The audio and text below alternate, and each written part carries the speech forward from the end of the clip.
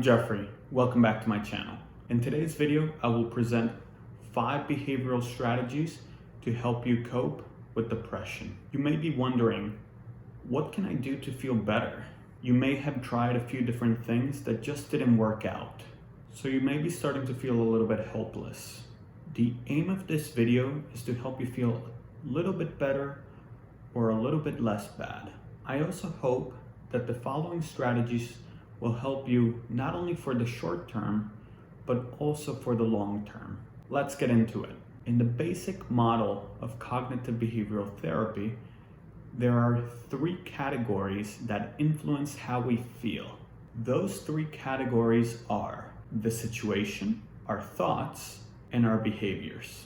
This video will only focus on the behavioral aspect that is influencing your mood.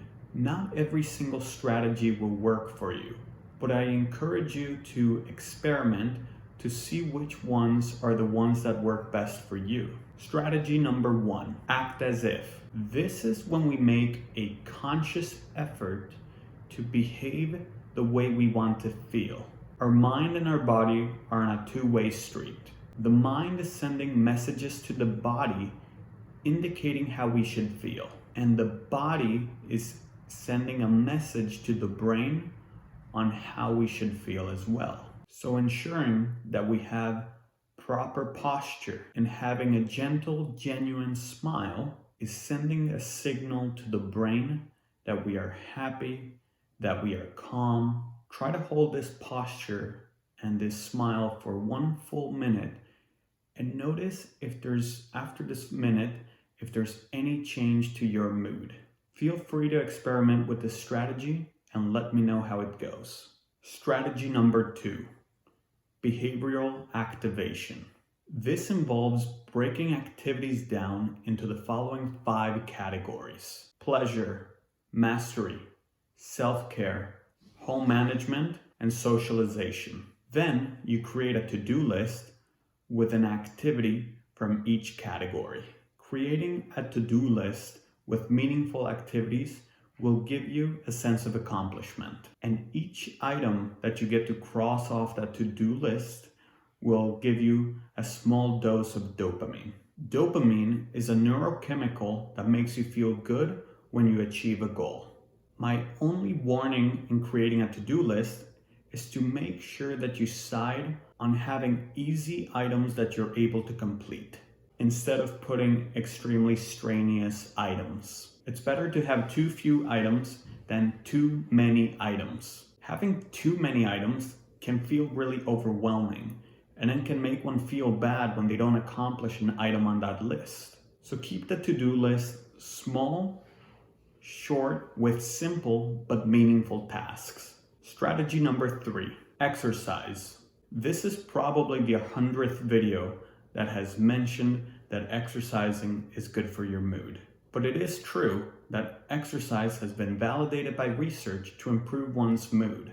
Many times we know that exercising is good for us, but sometimes we have thoughts that get in the way of exercising. Some of the thoughts that can get in the way may sound like, I'm too tired to exercise today, or if I exercise, I'm gonna get really sweaty. If I exercise, I will be really sore. When we have these type of thoughts and we don't respond to those thoughts, we are essentially talking ourselves out of exercising. I challenge you to respond to those thoughts by saying something like, yes, I'm tired, but I will feel better after I exercise. Or yes, I will get sweaty, but the feeling of exercising far outweighs me getting sweaty. Or yes, I will be sore, but I will be happy with myself that I exercised. Doing this and practicing this will help you respond to those automatic thoughts that may be holding you back from exercising. I'm not going to go over all the benefits of exercising. Feel free to commit to exercising for 1 to 2 weeks and notice if there's any improvement to your mood. Then you can decide if you want to continue exercising or not. Strategy number 4, practicing gratitude. There are numerous studies that show a significant correlation between people who practice gratitude and levels of happiness. Gratitude helps us appreciate the good things in life. The problem that I see when people try to practice gratitude is that they will only list the people or the things that they are grateful for. So they may say something like, I'm grateful for my dogs. And although that's good, it's not as powerful as it can be.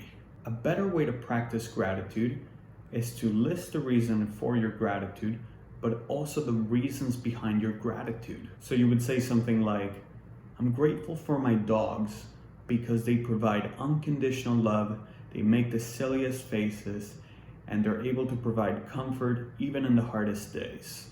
So creating a gratitude list with the people or the things that you're grateful for and the reasons behind your gratitude can really improve your mood. The fifth and final strategy, good sleep hygiene. One of the symptoms of depression is undersleeping or oversleeping. Therefore, one can fight back against depression by creating good sleep habits. Some good sleep habits include falling asleep at the same time every day, cutting caffeine before bedtime, cutting screen time 30 minutes before bed, and focusing on peaceful images when trying to fall asleep. Implementing these strategies can improve your sleep, and improving your sleep can have a direct impact on your mood. That's it for today's video. Thank you for watching. If you like this video, make sure to give it a thumbs up. Comment down below what your favorite strategy is, and for more content like this, make sure to subscribe to my channel. Thank you, and see you in the next one.